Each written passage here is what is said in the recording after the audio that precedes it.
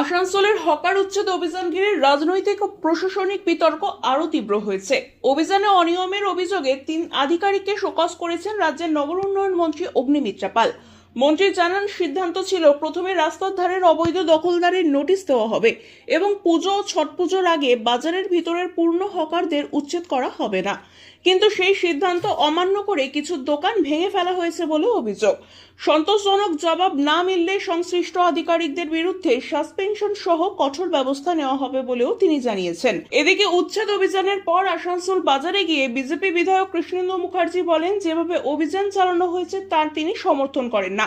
তার অভিযোগ, আসানসোল পুরসভার কিছু আধিকারিক ইচ্ছাকৃতভাবে রাজ্য সরকারের বদনাম করার জন্য এই পদক্ষেপ নিয়েছেন। দোষী আধিকারিকদের বিরুদ্ধে এফআইআর করার কথাও ঘোষণা করেন তিনি। উল্লেখ্য, গতকাল পুরসভা ও পুলিশ প্রশাসনের যৌথ অভিযানে একাধিক দোকান উচ্ছেদ করা হয়। দোকানদারদের অভিযোগ, পর্যাপ্ত সময় বা নোটিশ না দিয়ে এই অভিযান চালানো হয়েছে, যার জেরে বাজার এলাকায় উত্তেজনার সৃষ্টি হয়। আজকে হকার ইউনিয়ন থেকে এসেছিলেন 7-8 জন মতো। তাদের সাথে আমরা বসেছিলাম, কারণ কি আপনারা জানেন যে 9 তারিখে আমাদের মুখোমুখি যে প্রোগ্রাম হয়েছিল, আসানসোল মিউনিসিপ্যাল কর্পোরেশনের আন্ডারে যেসব মানুষ আছেন তাদের সমস্যার কথা আমরা সেদিন থেকে শুনতে শুরু করেছি। সারা বাংলাতেই এই প্রোগ্রাম আমরা করছি, কিন্তু সেদিনকে এএমসির বিষয়টা নিয়ে প্রোগ্রামটা ছিল। এবং প্রোগ্রামটার পরে আমরা আমাদের অ্যাডমিনিস্ট্রেটর আদিতি চৌধুরী ম্যাডাম এবং আমাদের যে কমিশনার আছেন মিস্টার মোহান্তি এবং এন্টায়ার টিমের সাথে আমরা বসি আমাদের ফিউচার প্ল্যানস নিয়ে। আসানসোল স্মার্ট সিটি করব আমরা, কী কী জিনিসের ডেভেলপমেন্ট আমরা এই রিসেন্ট টাইমসে করতে হবে। তার মধ্যে ফ্লাইওভার আছে, তার মধ্যে দামোদরের সামনে রিভার ফ্রন্ট ডেভেলপমেন্ট আছে, এবং তার মধ্যে 9 তারিখে আমরা এটাও কথা বলেছিলাম যে আমরা হকারদের রিলোকেট করব। যারা পুরনো হকার, 50 বছর 60 বছর ধরে যারা রয়েছে, তাদেরকে আমরা এক জায়গাতে নিয়ে যাব। এবং আমার ইচ্ছে এবং মাননীয় মুখ্যমন্ত্রীর ইচ্ছে, তার সাথে কথা বলি, যে কোনো কাজই তার সাথে কথা বলে করি, যে একটা নতুন টাউনশিপ ডেভেলপ করব। সেজন্য ডিএম সাহেবকে জায়গা দেখতে বলেছি। দামোদরের সামনেও কিছু জায়গা দেখা হয়েছে, ফাইনাল করা হয়নি।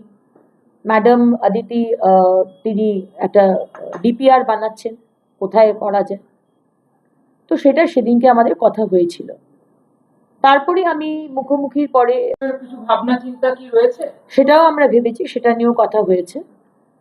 এখন সেটা হকার্স ইউনিয়ন আমাদের জানাবেন। এবং আমাদের দিক থেকে আমাদের যে স্কিম আছে, যেরকম আমাদের স্বনিধি যোজনা, আমাদের ভেন্ডারদের কেন্দ্র সরকার থেকে স্বনিধি যোজনা আছে, সেই স্বনিধি যোজনার মাধ্যমে তাদেরকে এনলিস্ট করে দেওয়া, যাতে তাদের যে পুঁজিটা ক্ষতি হয়েছে সেটা যাতে আমরা কিছুটা অন্তত কভার করতে পারি, আমরা কিন্তু সেটাও দেখব।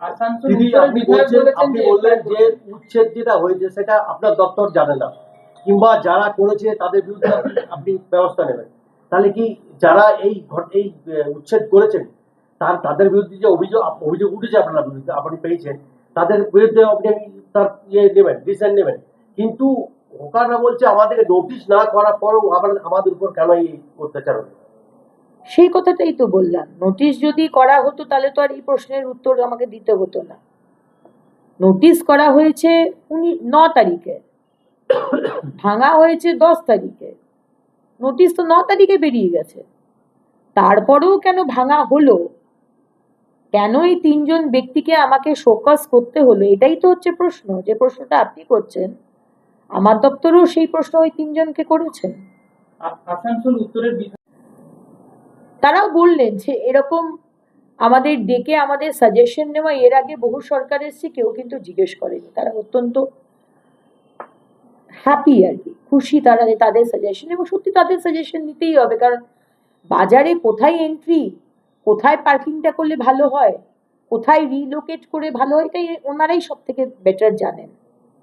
তাই যেটা কথা হয়েছে যে গির্জা মোড়ের যে জায়গাটা সিপিএম আমলে হয়েছিল, আমি জানি না কোন আক্কেলে তারা এরকম বানিয়েছিল, এত ছোট ছোট দোকান, এবং দোকানের মাঝখানে যে প্যাসেজটা খুবই ছোট, দুটো লোক দাঁড়ালে, দুটো ক্লায়েন্ট দাঁড়ালে, পাশে মানে কাস্টমার দাঁড়ালে থার্ড পার্সন যাওয়ার জায়গা হবে না। তাহলে সেই বিষয়টাকে আমি বলেছি ম্যাডাম এবং মন্ত্রী মহাশয়কে। দাদা আজকে আপনার এলাকায় ঘুরতে এলেন, কালকে উচ্ছেদ হয়েছে, এই ঘটনায় অনেকে মানুষের ক্ষোভ আছে মন্ত্রীর বিরুদ্ধে, এটা কি বলবেন? কালকের যে উচ্ছেদ হয়েছে, কিছু কর্পোরেশনের আধিকারিক, কর্পোরেশনের কিছু ইঞ্জিনিয়ার, কিছু স্টাফ, তারা এটাকে অন্যভাবে মিসগাইড করেছে এবং যা বলা হয়েছিল, প্রথমে বলা হয়েছিল 15 দিনের নোটিশ, তারপর কাল বৃষ্টির মধ্যে সকালবেলা মেশিন লাগিয়ে এটা করেছে, যেটা করার দরকার ছিল। কিছু অফিসার এখনো পর্যন্ত তৃণমূলের হাতে তামাক খাচ্ছে, সেই সব অফিসার, সেই আধিকারিকগুলোকে খুঁজে বের করা হবে যারা এটা করেছে। এটা বলা হয়নি এইরকম করতে। আমরা এর আগে হটন রোডের উচ্ছেদ দেখেছি, সেই উচ্ছেদে কোথাও কোনো প্রবলেম হয়নি। কেন? আগে থেকে সমস্ত জানানো ছিল, তাদেরকে বলা ছিল। আরে মানুষকে তো সময় দিতে হবে। আজকে দেখুন শয়ে শয়ে মানুষ রাস্তার উপর দাঁড়িয়ে রাস্তার অবরোধ করে দিচ্ছে, বসে আছে, এত বিক্ষোভ। এইরকমভাবে তো হয় না, মানুষকে বুঝিয়ে বলতে হবে। আমি নিশ্চিত কিছু অফিসার, কিছু আধিকারিক এই জিনিসটা ঘটিয়েছে, তাদের বিরুদ্ধে আইনত ব্যবস্থা নেওয়া হবে। কালকে কিছু মানুষ ম্যানহ্যান্ডেল হয়েছে, কিছু জিনিসের লুটপাট হয়েছে, কিছু জিনিস ভাঙা গেছে, খোয়া গেছে, সেগুলোর বিরুদ্ধে আমরা তদন্ত দাবি করছি। আমরা সেই সব আধিকারিকগুলোকে খুঁজে বের করে তাদেরকে সবাইকে ব্যবস্থা করছি। পরশুদিন নগরের মন্ত্রী একটা বৈঠক করেন কর্পোরেশনের ভেতরে, তারপরে এই ডিসিশন হয় যে না, নগর উন্নয়ন মন্ত্রী, আমাদের লিডার নগর উন্নয়ন মন্ত্রী এই জিনিস করতে নিশ্চয়ই বলেনি। আমি একদম নিশ্চিত নগর উন্নয়ন মন্ত্রী এইভাবে উচ্ছেদ, এই জিনিসটা উনি সমর্থন করেন না।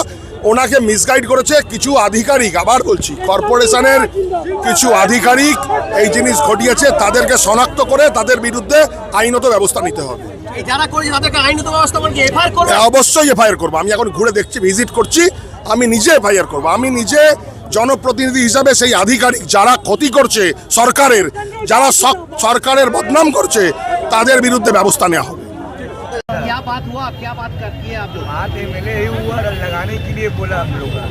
कल जैसे हुआ आपको कुछ 1 सेकंड का टाइम नहीं दिया, पूरा मेरा बक्सा टूट गया, माल पूरा लेट आ गया, पूरा मैला माल हो गया, कम से कम 40-50 हज़ार माल नुकसान हो गया मेरा। आपको 1 सेकंड टाइम नहीं दिया निकालने का, तो भी डाला लाठी चार्ज कर रहा। बोलिए तो कहाँ जाएंगे? आज के वेले क्या बोला आप लोग को? एमएलए लगाने के लिए बोला हम लोग। एमएलए हम लोग शुक्रिया अदा है एमएलए साहब, शहर हम लोग को लगाने के लिए बोला है। आप लोग दुकान लगाइएगा, अगर फिर से आप लोग को बोलेगा जब बंद कर दिए तब क्या कीजिएगा? कोई एक्शन नहीं, हम लोग सब मिलके क्या करें? हम लोग कहाँ जाएंगे? हम लोग यही रोजी रोटी है, पेट के लिए हम लोग कहाँ जाएंगे? बोलिए सर, हम लोग आज से नहीं, हम लोग एक जब से हो समय तब सब बैठ रहे हैं। मेरा पिताजी बैठते रहे, इसके बाद हम बैठ रहे हैं। अभी कम से कम हो गया 40 साल 45 साल से हम लोग बैठ रहे हैं यहाँ पे। मेरा पिताजी का 40 साल हो गया, 10 साल 12 साल मेरा हो गया। आपको